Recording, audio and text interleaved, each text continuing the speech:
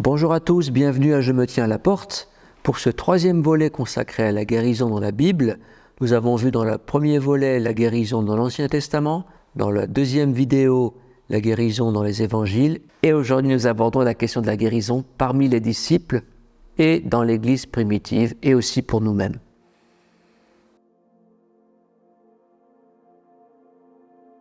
Alors qu'ils sont aux côtés de Jésus, les 12 reçoivent du Maître le commandement d'aller prêcher le royaume de Dieu et de guérir. Matthieu 10, puis ayant appelé les 12, il leur donna le pouvoir de chasser les esprits impurs et de guérir toute maladie et toute infirmité. Luc nous dit, Jésus ayant rassemblé les 12, leur donna force et pouvoir sur tous les démons avec la puissance de guérir les maladies, et les envoya prêcher le royaume de Dieu et guérir les malades. Même chose pour les 70. Il leur dit, dans quelque ville que vous entriez, où l'on vous recevra, mangez ce qui vous sera présenté, guérissez les malades qui s'y trouvent, et dites-leur, le royaume de Dieu s'est approché de vous. Et après sa résurrection et avant son ascension en gloire, Jésus envoie ses disciples en mission. La guérison est un des signes qui accompagnent ceux qui auront cru.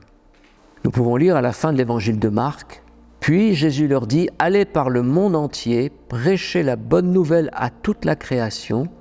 Celui qui croira et qui sera baptisé sera sauvé, mais celui qui ne croira pas sera condamné. Voici les miracles qui accompagneront ceux qui auront cru. En mon nom, ils chasseront les démons. Ils parleront de nouvelles langues, ils saisiront les serpents. S'ils boivent quelques breuvages mortels, il ne leur fera point de mal. Ils imposeront les mains aux malades, et les malades seront guéris. » Et comme pour Jésus, et en obéissance à son commandement, la guérison est une pratique courante dans la première Église. Nous voyons Pierre et Jean qui sont devant le temple, ils guérissent un boiteux de naissance, et Pierre va déclarer ceci, « C'est par la foi en son nom que son nom a raffermi celui que vous voyez et connaissez. C'est la foi en lui qui a donné à cet homme cette entière guérison en présence de vous tous. » Un peu plus loin, dans le livre des Actes, on peut lire « La multitude accourait aussi des villes voisines à Jérusalem, amenant des malades et des gens tourmentés par des esprits impurs, et tous étaient guéris. » Après la prédication de Philippe, nous lisons « Car des esprits impurs sortirent de plusieurs démoniaques en poussant de grands cris, et beaucoup de paralytiques et de boiteux furent guéris. » Lors de ses visites pastorales, l'apôtre Pierre va guérir Énée, un homme paralytique couché dans un lit depuis 8 ans. Pierre lui dit « Énée, Jésus-Christ te guérit, lève-toi et arrange ton lit. » Et aussitôt, il se leva. À propos de l'apôtre Paul, il nous est dit « Dieu faisait des miracles extraordinaires par les mains de Paul, au point qu'on appliquait sur les malades des linges ou des mouchoirs qui avaient touché son corps, et les maladies les quittaient et les esprits malins sortaient. » À la fin du livre des Actes des Apôtres, il nous est dit « Là-dessus vinrent les autres malades de l'île et ils furent guéris. » Et dans les écrits théologiques du Nouveau Testament, nous voyons que le don ou le ministère de guérison fait partie de la liste des ministères fondamentaux de l'Église. Ainsi, nous pouvons lire dans 1 Corinthiens au chapitre 12, « Et Dieu a établi dans l'Église premièrement des apôtres, secondement des prophètes, troisièmement des docteurs, ensuite ceux qui ont le don des miracles, puis ceux qui ont le don de guérir, de secourir, de gouverner et de parler diverses langues. » Nous voyons bien que le don de guérir fait partie du ministère de l'Église. Et puis, ceux qui ont exercé la guérison font partie des héros de la foi de Hébreux 11. Il nous est dit à propos de ces héros qu'ils éteignirent la puissance du feu, échappèrent aux tranchants de l'épée, guérirent de leurs maladies, furent vaillants à la guerre, mirent en fuite des armées étrangères. La guérison fait partie du ministère des chrétiens. Alors, quelles sont les conditions pour expérimenter la guérison? D'abord, la foi. C'est la première condition. Et à contrario, l'incrédulité, qui est un frein à la guérison. Jésus à Nazareth, sa patrie, où il n'est pas reçu, dit ceci: « Il ne put faire là aucun miracle, si ce n'est qu'il imposa les mains à quelques malades et les guérit, à cause de l'incrédulité des gens de Nazareth. » La foi du malade ou du proche qui demande la guérison pour un tiers. L'aveugle de Jéricho, qui attire l'attention de Jésus par ses cris, Jésus lui dit « Recouvre la vue, ta foi t'a sauvé. » Et Jésus lui dit « Eh bien, ta foi t'a guéri. » À l'instant, il recouvra la vue et suivit Jésus en glorifiant Dieu. Tout le peuple, voyant cela, loua Dieu. La foi, c'est la première des conditions, avoir foi en Dieu. Un autre exemple, la femme cananéenne qui est prête à se contenter des miettes pour voir sa fille libérée. Alors Jésus lui dit « Femme, ta foi est grande, qu'il te soit fait comme tu veux. » Et alors même, sa fille fut guérie. Là encore, la foi de cette cananéenne a permis à sa fille de guérir.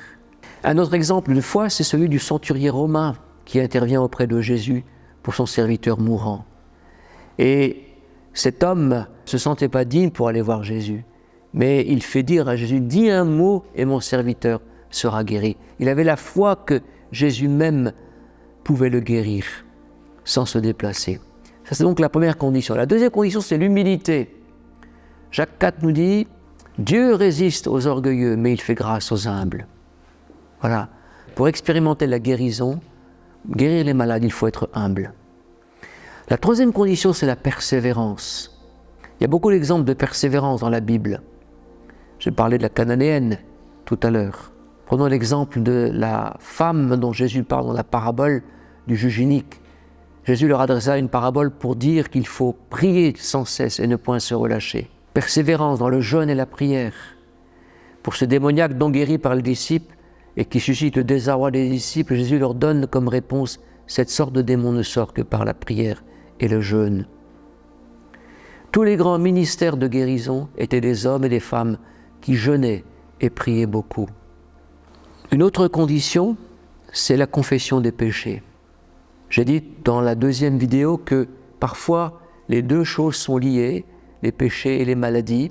Et Jacques dit ceci dans son épître: « Confessez donc vos péchés les uns aux autres et priez les uns pour les autres afin que vous soyez guéris. » Et là, clairement, il établit un rapport entre les péchés pardonnés, les péchés confessés et la guérison. La prière fervente du juste a une grande efficacité. La compassion. Nous voyons Jésus plein de compassion. Nous voyons Jésus plein d'amour pour les malades. Idem pour les disciples. Jésus est ému par la compassion de Dieu pour les hommes, défigurés par le péché et meurtris par les maladies. Il nous est dit dans Matthieu 14, quand il sortit de la barque, il vit une grande foule et fut ému de compassion pour elle. Et il guérit tous les malades. Et devant le tombeau de Lazare, j'en parlais aussi dans la deuxième vidéo, on voit Jésus qui pleure. On le voit aussi se lamenter sur Jérusalem, qui le rejette. « Jérusalem, Jérusalem, toi qui tues les prophètes et lapides ceux qui les ont envoyés, que de fois ai-je voulu te rassembler comme les enfants, comme une poule rassemble ses poussins sous ses ailes, et vous ne l'avez pas voulu. » Quelqu'un qui veut recevoir et exercer le don de guérison doit avoir des entrailles de miséricorde pour les malades, tout comme Dieu et comme Jésus. Une communauté qui prie pour la guérison doit aussi être émue de compassion pour les malades.